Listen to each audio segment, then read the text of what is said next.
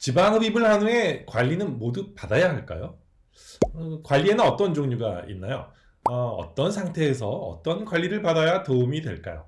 혹시 지금 지방흡입을 받으셨거나 지방흡입을 받을 계획을 가지고 계신 분이라면 이 영상을 놓치지 마세요. 끝까지 시청해주세요.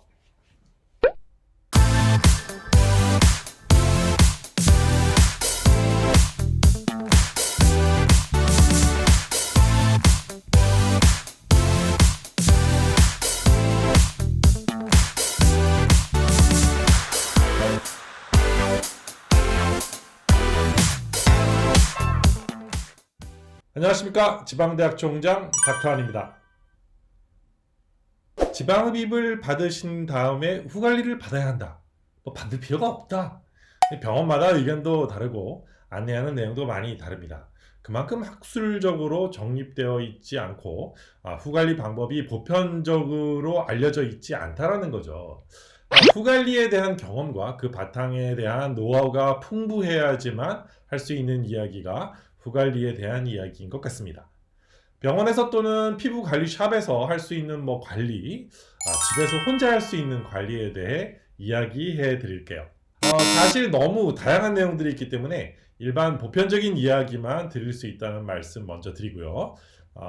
환자의 상태, 질병의 유무에 따라서 많이 달라질 수 있다는 점 말씀드립니다.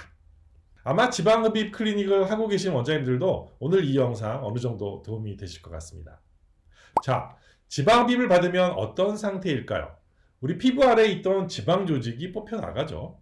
그러면 이 피부 아래 수술받은 부위는 상처가 생기게 된 것입니다. 그렇기 때문에 이 상처 치유 과정을 밟아 나가게 됩니다. 어떤 상처든 모두 비슷한 경과를 거치게 됩니다. 그러나 지방흡입의 경우에는 우리가 흔히 겪는 이 상처와는 차이가 조금 있어요. 그러면 한번 잘 살펴보죠. 지방흡입을 하고 나면 이 피부 아래 지방이 빠져나가기 때문에 공간이 생기게 됩니다. 우리 몸은 공간이 생기면 그 공간을 채워 넣으려고 하는 성격을 가집니다.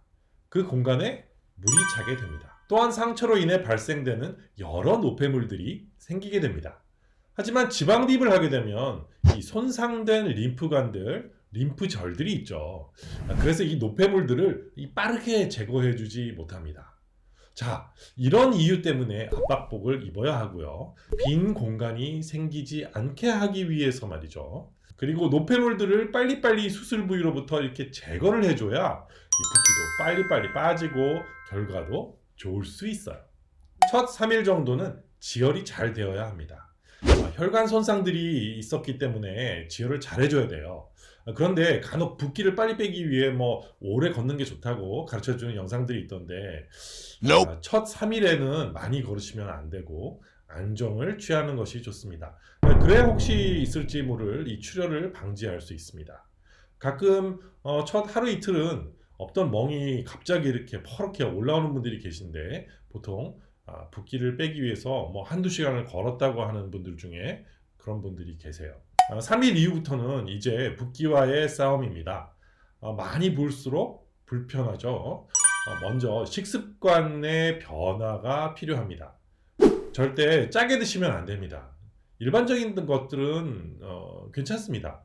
완전히 소금을 먹지 않아야 된다, 이런 얘기는 아닙니다. 하지만 우리가 흔히 알고 있는 이 짠 음식, 찌개, 아니면 국, 젓갈, 다량의 양념장, 이런 거를 많이 드시는데 이런 것만 피해도 어느 정도 조절이 됩니다. 라면을 드시고 엄청나게 부었다고 하시는 분들이 계세요. 네, 라면 드시면 아마 압박복이 막 터지려고 할 거예요. 절대 드시면 안 돼요. 아무리 짜게 먹지 않아도 한 5에서 한 8일 정도는 붓기가 계속 올라옵니다. 노폐물이 빠져나가지 못하기 때문입니다. 이땐 이 초음파나 음파와 같은 이 파장이 큰 이런 기기들이 좋습니다. 가끔 고주파를 첫 주에 바로 사용하는 경우를 보는데 성능이 좋은 고주파는 이 시기에는 추천되지 않습니다. 고주파밖에 없다면 약 일주일 뒤부터 사용하면 되겠습니다. 음압을 걸어주는 기기, 예를 들어서 엔도몰로지라든가 이런 비슷한 기기 같은 건 지금 사용하시면 환자가 너무 아파하시고요. 실제로 도움도 되지 않습니다. 멈췄던 이 출혈이 다시 발생할 수도 있어요. 이렇게 지금 배출이 되지 않고 있는 노폐물을 막 이렇게 흔들어준 다음에 림프 마사지를 통해서 배출을 시켜주면 몸이 한결 가벼워지죠. 이렇게 노폐물을 빨리빨리 배출해주면 바본도 덜 생기고요. 그래서 가장 중요한 건 림프 마사지인데, 림프 마사지를 가장 간단하게 하는 방법은 이 몸에 로션을 듬뿍 바르고 림프절이 있는 곳으로 배출을 시켜주는 것입니다. 사실 이렇게 림프 마사지만 해줘도 몸이 한결 가볍다는 느낌이 드실 거예요. 첫 주가 지나서 붓기에 따라서 다른 기기들이 동원이 됩니다. 고주파도 좋고요. 이때는 따뜻하게 해주는 것이 좋습니다. 집에서는 따뜻한 옴찜질을 하시면 도움이 됩니다. 물론 마무리는 림프 마사지를 해줘야 됩니다. 림프 마사지는 뭐 이렇게 어렵게 생각하실 필요 없어요. 로션을 듬뿍 바르고요. 가볍게 이렇게 쓸어준다고 생각하시면 됩니다. 그냥 이렇게.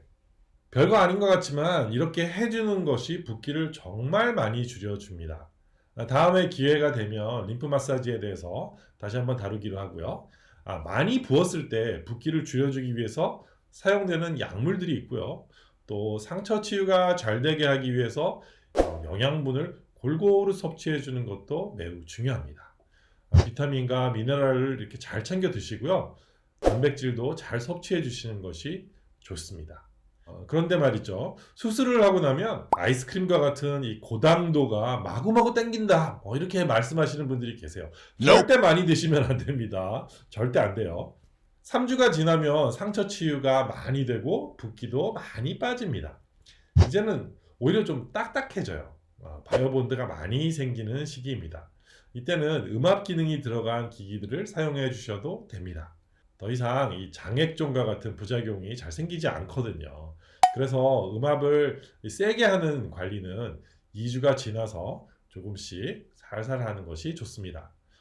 집에서는 뭐 이렇게 부항기 같은 걸 이용을 해서 음압을 약하게 하고 이렇게 마사지를 해주시면 좋은 효과를 볼 수 있어요. 이때는 지방이 빠져서 이제 부피가 많이 줄어들어 있잖아요. 그렇기 때문에 피부가 빨리 수축해서 바뀐 상황에 맞게 수축이 되어야 하는 상황이 됩니다. 그래서 고주파 관리와 음압 관리, 이런 것들이 아주 좋은 치료가 됩니다. 회복되는 상태에 따라서 일주일에 한 번 정도 후 관리를 해주시면 좋습니다. 많이 부어 있을 때는 뭐 2, 3일에 한 번씩 관리를 해주는 것이 좋고요. 붓기가 많이 빠졌을 때는 주 1회 정도 하시면 되겠습니다. 자, 그러면 후 관리는 하지 않으면 안 되나요? 그렇지 않습니다. 수술 후에 문제가 있는 경우에는 후 관리를 반드시 받아야 하시겠지만, 일반적인 경우라면 후 관리를 뭐 꼭 받지 않으셔도 회복이 됩니다. 중간에 말씀드린 그 집에서 할 수 있는 림프 마사지와 음압 치료 같은 걸 이용해서 혼자서 집에서 충분히 관리할 수 있어요. 병원에서 어떤 치료가 필요 없다고 해서 아무것도 하지 않고 가만히 계신 것보다는 이렇게 집에서 할 수 있는 관리들을 해주시면 지방 흡입 결과도 잘 나오고 수술 후에 불편함도 훨씬 많이 줄어드니까 참고해 주세요. 오늘은 지방 흡입 후에 병원에서 받을 수 있는 후 관리와 집에서 할 수 있는 꿀팁에 대해서 이야기해 보았습니다. 수술을 받으신 분이라면 지금 당장 한번 해보세요. 훨씬 편안해지실 거예요. 오늘 이 영상이 마음에 드셨다면 여기 밑에 좋아요 한번 눌러주시고요. 그리고 아직 저희 채널을 구독하지 않으신 분들은 꼭 구독 버튼 같이 한번 눌러주세요. 그럼 다음 영상까지 안녕!